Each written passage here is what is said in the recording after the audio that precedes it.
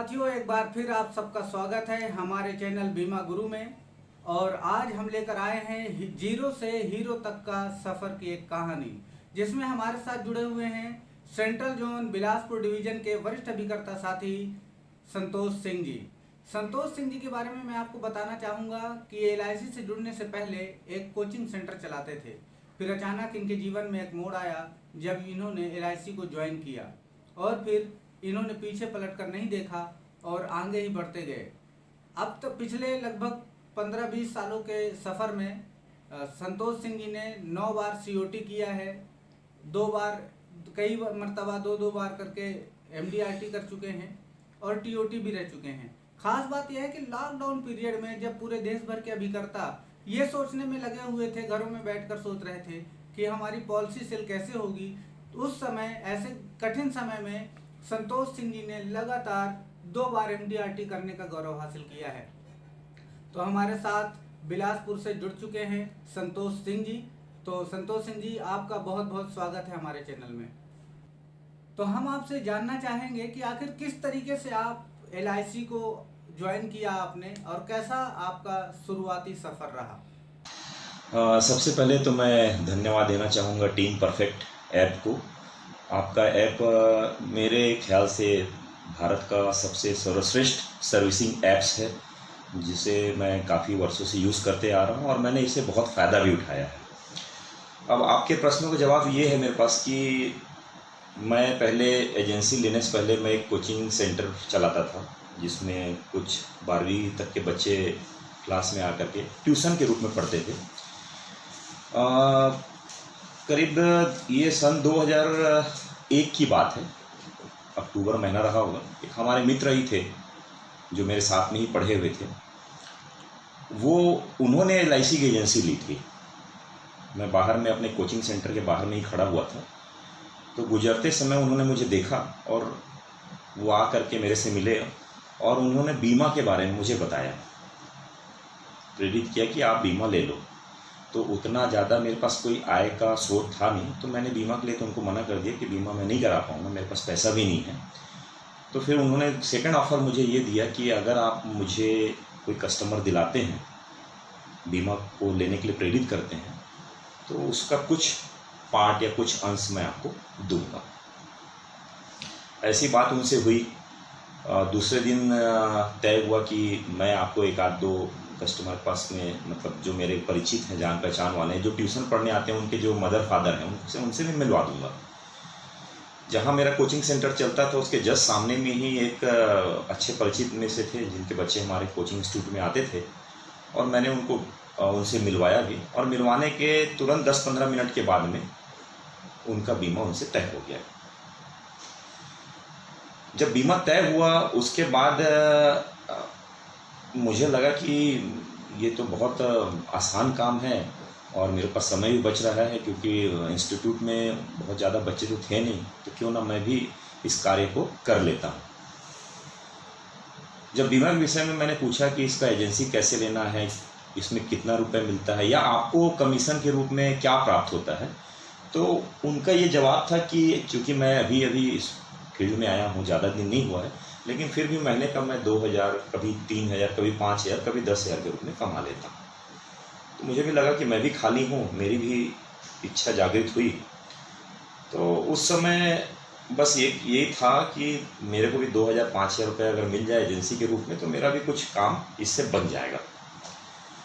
Colony के अंदर में ही एक मेरे परिचित के रहते थे, उनके जो भाई थे, बड़े भाई, वो LIC में विकास अधिकारी के रूप में कार्यरत थे। जहाँ मैं रहता था वो जस्ट बाजू में हमारे LIC एजेंट थे जो काफ़ी सीनियर थे, उनका आना जाना चलता था। मेरा परिचय चूँकि उनके छोटे भाई से था, मैंने जाके उनसे मिला कि मेरे को ये काम करना है और मुझे आप अपने भाई से मिलवा दीजिए।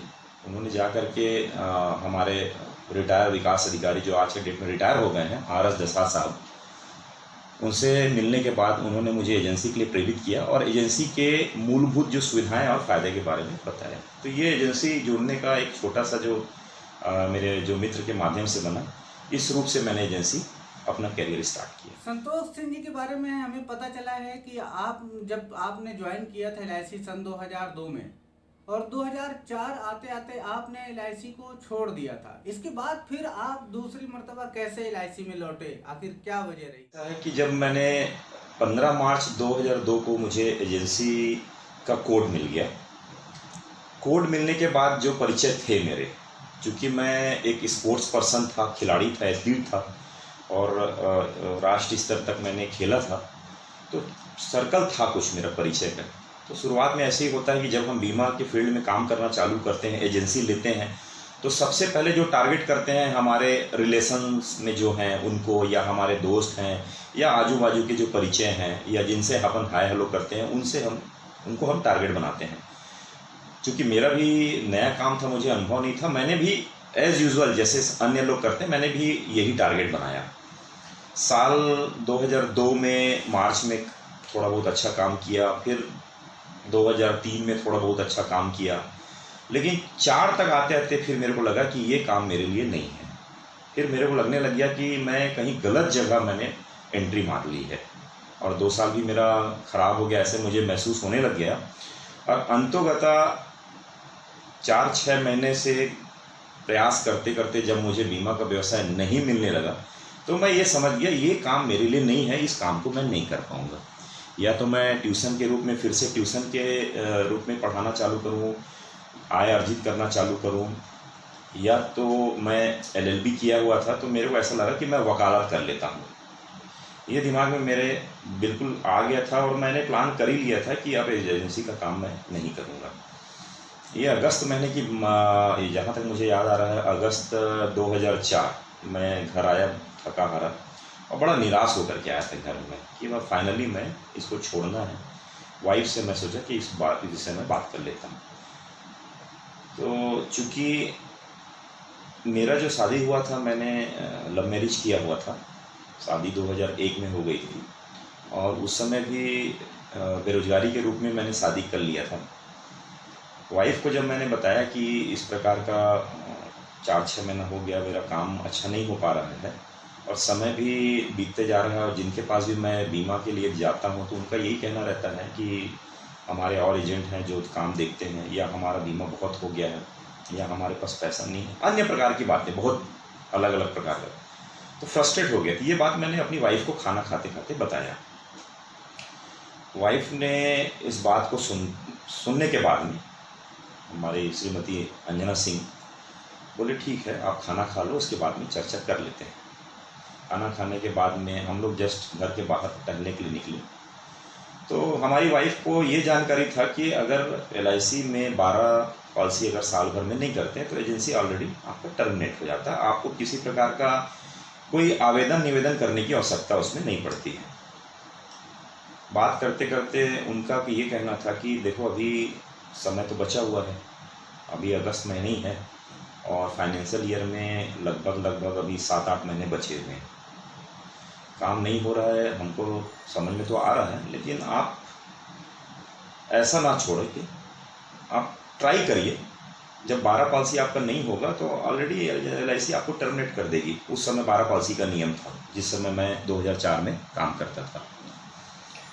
और बोले कि आप ये देखो कि आपका व्यवसाय क्यों नहीं बढ़ पा रहा, कहाँ आप चूक रहे हैं, क्या मेहनत करने में कमी हो रही है या समझाने में कमी हो रही है। तो अच्छा से उन्होंने मुझे उस समय प्रेरित किया और मेरे को फिर से एक ऊर्जा आई उस समय कि चलो एक बार और ट्राई करता हूँ। उनका भी ये कहना था एक बार लास्ट ट्राई कर लो, नहीं होगा तो वैसे भी आप बाहर आ जाएंगे।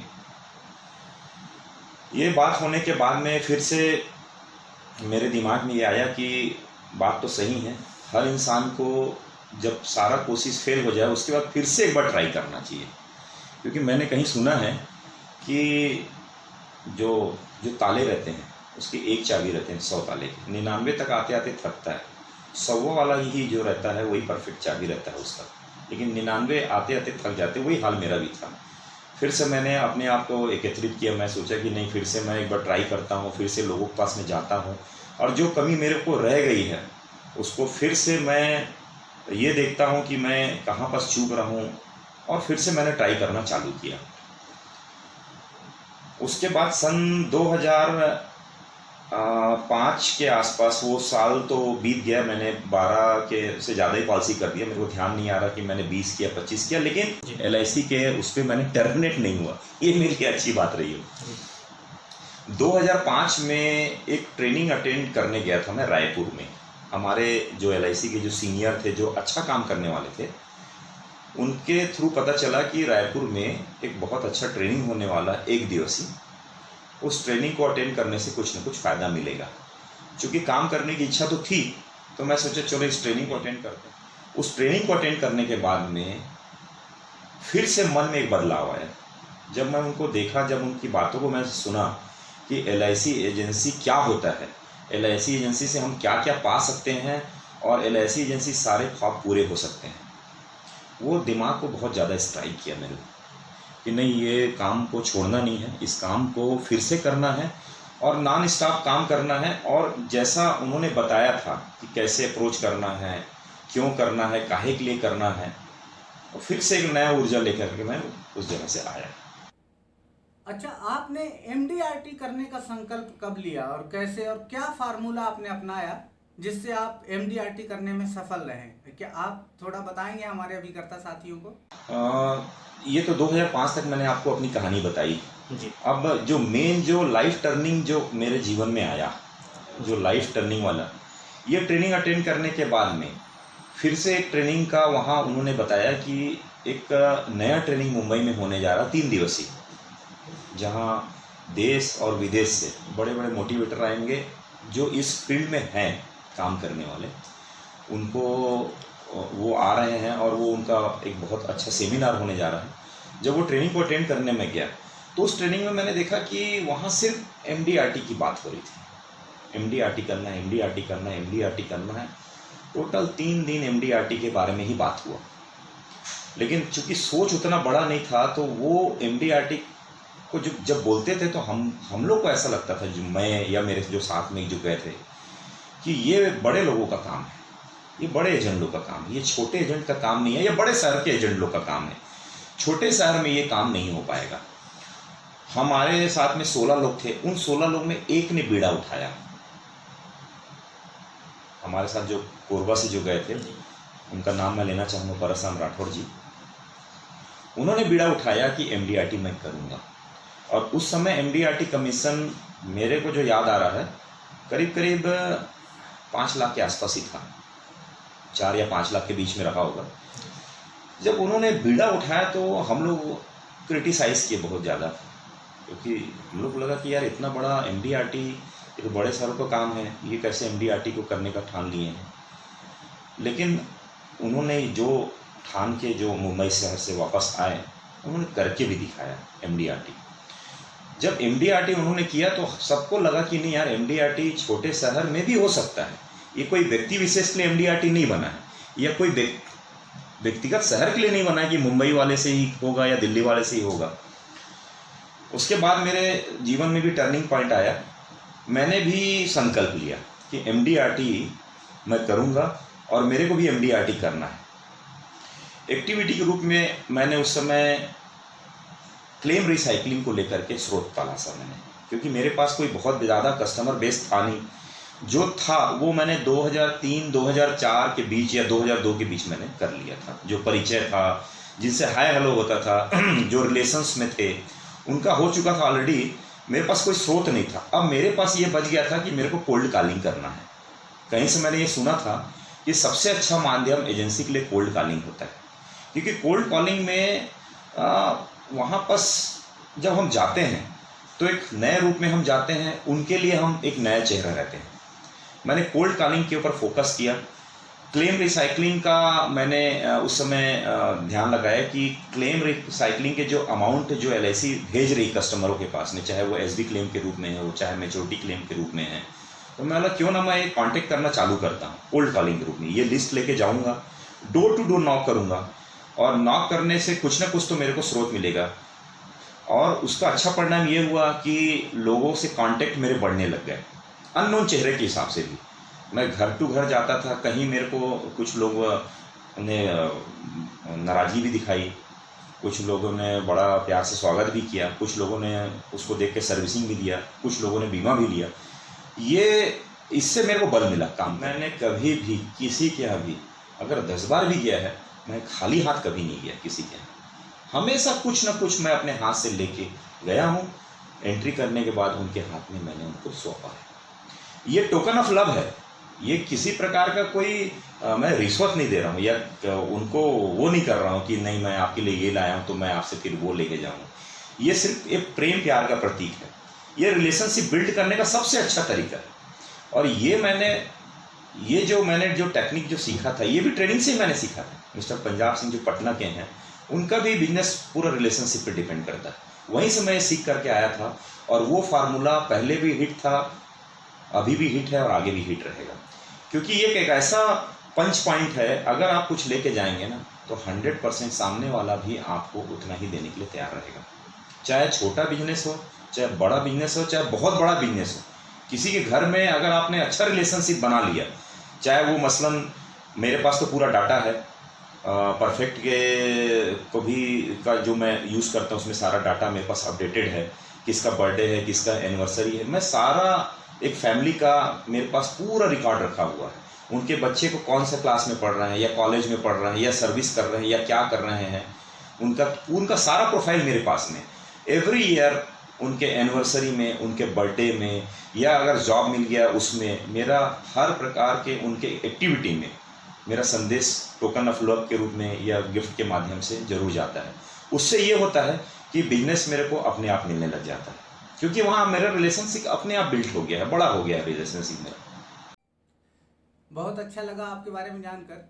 अब मैं ये जानना चाहूँगा कि जो हमारे नए LIC एजेंट जो जुड़ते हैं, उनके लिए क्या टिप्स देना चाहेंगे आप कि वो भी आपकी तरह एक सफल अभिकर्ता बन सके और अधिक से अधिक पॉलिसी सेल करके सफल हो सके। आज आप लॉकडाउन के पूरे सारे जो ये वीडियो देखेंगे या देखने वाले हैं या देख रहे हैं, उनको सबको पता है कि देश ही नहीं पूरे विश्व में लॉकडाउन चल रहा था कोरोना संक्रमण की वजह से।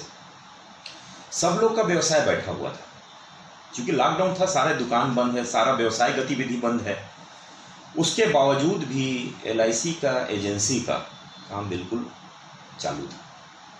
लॉकडाउन के पीरियड में भी हमारा एजेंसी इसलिए अच्छा है कि हम जो व्यवसाय करके लाते हैं, बाकी व्यवसाय में एक बार सेल करता है, अगर सेकेंड बार कस्टमर नहीं आएगा तो उसको पैसा नहीं मिलेगा। एक बार में जो मिलना सो मिल गया, चाहे वो डॉक्टर है, चाहे जो CA है, चाहे वो कोई भी अन्य एक्टिविटी जो बिजनेस से रिलेटेड में जुड़ा है।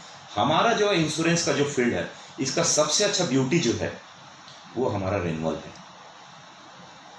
अप्रैल में किसी प्रकार का कोई मूवमेंट नहीं हुआ, उसके बावजूद भी मेरा अप्रैल महीने में सिर्फ रेन्युअल के रूप में 10,10,000 का कमीशन आया। अगर मैं पर डे के हिसाब से देखूंगा तो मैं पर डे के हिसाब से 30-35 हज़ार रुपये कमाया, वो भी घर में बैठ करके। तो हमारा तो पहिया घूम रहा था बिल्कुल। और दूसरे ऐसा संसार में ऐसा कोई व्यवसाय नहीं है जिसमें रेन्युअल के रूप में किसी को काम मिलता है। आज डॉक्टर अगर 50 लाख, 1 करोड़, 2 करोड़, 5 करोड़ करके अगर MD MBBS करते हैं, लेकिन लॉकडाउन पीरियड में अगर उनका व्यवसाय बंद रहा होगा तो उनको रेन्युअल के रूप में किसी प्रकार का कोई पैसा नहीं आया। तो जितने भी नया बिगिनर हैं या जो अभी काम कर रहे हैं, उनको मैं यही कहूँगा कि एजेंसी का काम बहुत अच्छा है, लेकिन इसके लिए भी प्रोफेशनल आपको बनना पड़ेगा। ऐसा नहीं कि आप एजेंसी कर रहे हैं 10 पॉलिसी, 12 पॉलिसी, 15 पॉलिसी, 50 पॉलिसी करने से कुछ नहीं होगा। आपको एक बड़ा टारगेट लेके चलना पड़ेगा कि मेरे को MDRT करना है, मेरे को कॉर्पोरेट क्लब मेंबर बनना है, मेरे को COT बनना है, मेरे को TOT बनना है। पैसा आप इन्हीं माध्यम से कमा सकते हैं। और पैसा कमाने के लिए आपको नॉन स्टॉप दौड़ना पड़ेगा, हर दिन मीटिंग करना पड़ेगा। आपके पास एक टारगेट होना चाहिए कि मेरे को आज 10 कस्टमर से मिलना है, 15 से मिलना भी। आपको बीमा सेल करने की जरूरत नहीं है, आप खाली मिलो लोगों से जा करके, आप अपना कॉन्सेप्ट बताइए। उनका नीड अगर आपको समझ में आता है, अगर आपको पता चल जाता है कि उनकी नीड क्या है, तो नीड बताइए। और घबराने की आवश्यकता बिल्कुल नहीं है। समय जरूर लगता है, लेकिन अंतिम में अगर आप देखेंगे, अगर 5-7 साल, 8 साल अगर इस फील्ड में अगर आप टिक गए तो 100% मान के चलिए, जो आपके सपने आपने जो संजो के रखे हुए हैं, चाहे आपको MDRT करना है, चाहे बड़ा पैसा कमाना है, चाहे गाड़ी में घूमना है, चाहे 4 व्हीलर में है, चाहे ऑफिस है, वो सारा आपका रिक्वायरमेंट LIC एजेंसी से पूरा होगा। बस काम यही करना है कि मोस्टली टाइम अपना ज़्यादा से ज़्यादा टाइम आपको ग्राहक के पास में व्यतीत करना है। आपका एक भी टाइम अदर एक्टिविटी में खराब नहीं होना चाहिए। अदर एक्टिविटी चाहे सर्विसिंग हो, चाहे ब्रांच वाला जाने वाला मैटर है, ये काम आपको नहीं करना है। ये काम आपके जो कर्मचारी, जो एम्प्लॉय हैं, अगर नहीं रखे हैं तो रखना चाहिए, मैं कहता हूँ, क्योंकि ये हमारा खर्चे पे नहीं आता, ये हमारे इन्वेस्टमेंट पे आते हैं। आप टोटली फ्री रहेंगे, आपका व्यवसाय बढ़ेगा, आपकी एक्टिविटी एनबी नया व्यवसाय के लिए लगा रहेगा। तो बिगनर को यही कहना चाहूँगा कि आप मोस्टली टाइम ग्राहकों के पास में रहिए। आजकल सोशल मीडिया का ज़माना है, सोशल मीडिया में लगातार पोस्ट करिए, व्हाट्सएप में करिए, रेडिट मेल में करिए, इंस्टाग्राम में करिए, फेसबुक में डालिए, आपकी ब्रांडिंग भी होती रहेगी और एक सोशल मीडिया के माध्यम से लाखों करोड़ों तक पहुंचा जा सकता है। तो हर प्रकार का एक्टिविटी आपको करना है, मेहनत करेंगे तो ऐसा दिन नहीं आएगा कि आपका जो लक्ष्य है वो आप पा नहीं सकते हैं। जब मैं पा सकता हूँ, मैंने MDRT से स्टार्ट किया, MDRT से फिर डबल MDRT, फिर COT, फिर कॉर्पोरेट क्लब, फिर टॉप ऑफ द टेबल। आज मेरे पास मर्सिडीज बेंच कार है, एक अच्छा ऑफिस में रन कर रहा हूँ, मेरे कई कर्मचारी मेरे साथ काम करते हैं जिनको मैंने एम्प्लॉय देके रखा हुआ है। तो इससे बेहतर व्यवसाय कुछ भी नहीं। तो बहुत बहुत धन्यवाद संतोष सिंह जी आपका, जो आपने अपना कीमती समय हमें दिया। और आपके साथ जयप्रकाश साहू जी हमारे साथी जो बिलासपुर से जुड़े हुए थे, उनका भी बहुत बहुत धन्यवाद। तो साथियों, मैं आपको एक बात बताना चाहता हूं कि हमारा मकसद आपसे पैसे कमाना हरगिज़ नहीं है। हमारी ये कोशिश है कि बीमा गुरु चैनल के माध्यम से आपको कुछ नए टिप्स और कुछ फार्मूले मिल सकें, जिन्हें अपनाकर आप भी एक सफल अभिकर्ता बने और देश प्रदेश में अपना नाम रोशन करें, अपने परिवार के लिए कुछ बेहतर कर सकें। तो मैं हूं बागी बाबा और आपसे इतनी ही गुजारिश करता हूं कि यदि आपको हमारा चैनल, हमारा ये प्रोग्राम पसंद आया हो तो एक बार इसे लाइक, सब्सक्राइब और शेयर जरूर करें। हम फिर मिलेंगे किसी एक बेहतर अभिकर्ता के साथ, जो देंगे आपको बेहतर से बेहतर टिप्स, जिससे आपकी हो सके कामयाबी। इसी आशा और विश्वास के साथ धन्यवाद।